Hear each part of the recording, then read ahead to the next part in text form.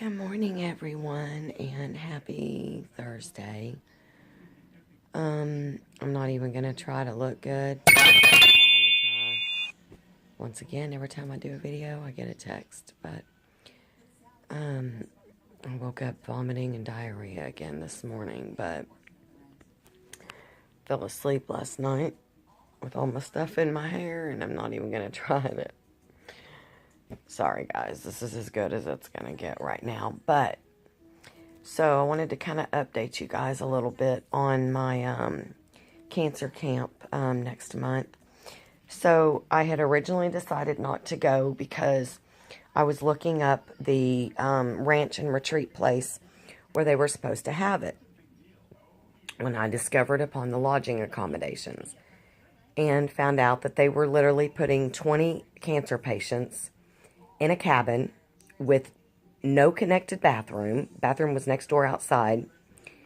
And it was basically a cabin with like 10 bunk beds. No grown adult would be comfortable in that, sleeping for a weekend, but especially a grown adult with terminal cancer. And it just broke my heart because I thought that's not going to work for me. I have a big, beautiful bed at home, and half the time I'm not comfortable in it. So I was really heartbroken because I just thought, how do they put cancer patients in accommodations like that? So I went to call the oncology nurse that runs and started this whole program to politely decline and let her give my spot to someone else because, like I said, they only picked 24 people. And the very first thing that she informed me is that they are no longer using the Ranch and Retreat Center that they've used the past couple of years. They actually had, they do it every October and April, and they had April's booked with this place they've used the past 2 years, and she reached out to the owner, Brian, and asked him if he could consider moving their cancer patients into better rooms and inside to more comfortable lodging and accommodations. And he basically said no, they saved that for wedding parties. So they declined to have any more retreats there, found a brand new place, an hour the opposite direction of where this place is, and it's a beautiful place. Believe it or not, we actually found out that my mom and my oldest daughter, Molly, when she went to church camp and it was first built, they stayed there. The church that my mom attended and worked for a number of years, First Assembly of God, actually built this retreat ranch convention center just for this type of thing. And I was able to see the rooms where we're staying. I will be assigned a camp buddy, and she'll be my nurse, and we'll be rooming together, so that's a little weird. Never roomed with a stranger. But I've actually talked to her on the phone last night, and she is a nurse that works with the nurse that puts this whole thing together. So we are the exact same type of person.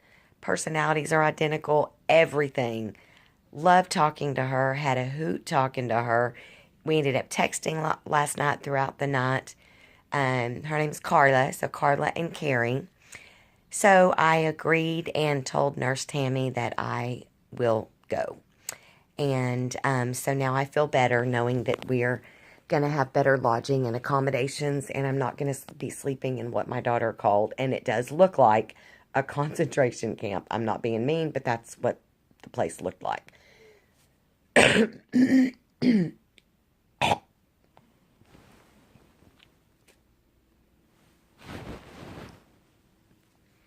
I'm so sorry, guys. I thought I was about to get sick. I didn't want y'all to see that. It's gross. But anyway, so I feel much better. So Carla and I, instead of sharing a cabin with no bathroom with 18 other people, we'll be sharing a very nice room with 2 queen beds, our own private bathroom. It's basically your standard very nice hotel room is what it's equivalent to. And so I'm super happy. So something tells me that Carla and I are going to be up half the night chit-chatting away. So, like I said, she's not a cancer patient. She's my nurse. So every cancer patient gets assigned like a camp buddy. So there are 24 patients and then 24 camp buddies. And I'm just lucky that mine is a nurse and an oncology nurse at that. And it's a first time for her doing the cancer camp as well. She was going to try to do it the past few Octobers, but she actually goes and does missions in October, except instead of a camp buddy, she goes as a nurse to do things for underprivileged countries and children and people and villages and all kinds of stuff like that. So she's going to go this round. Like I said, we were supposed to do it in April. It's usually April and October, but since they had to pull out of this month's last minute and move it to a better ranch and retreat, they had to do it in May instead of April. So we'll be coming back Sunday, May 12th, which is Mother's Day. So we're going to cut the weekend a little short. But our bus leaves Friday afternoon, the 10th, and then we'll be there the 10th, the 11th, and come back the 12th. It is completely free, no cost for travel, food, lodging, anything for cancer patients. It is fully raised and funded by donations. And I'm just actually really, really excited.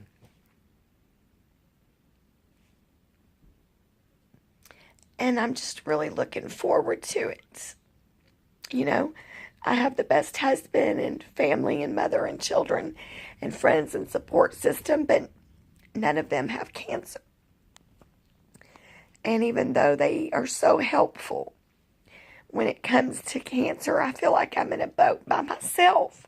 Sometimes just paddling and paddling and paddling.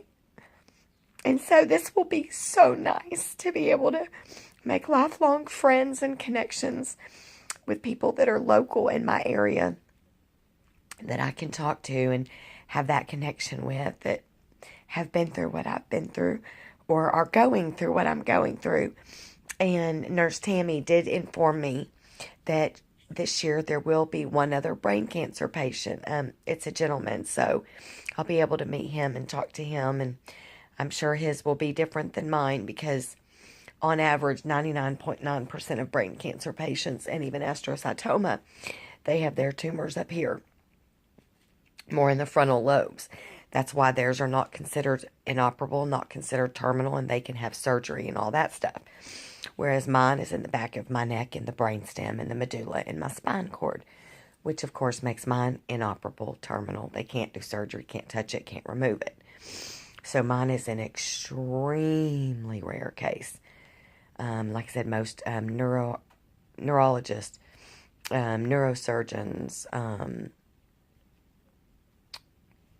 oncologists, neuro-oncologists have never seen a case like mine and will never see a case like mine. So, but it'll still be interesting to talk to somebody with brain cancer. So, but cancer is cancer and we're all going through the same thing. So it'll be nice. And I'm really excited. Like I said, I'm terrified to be away from my husband and my house and my kitties and my comfort and my bed. But I'll get through it. I'll make it. I've made it this far.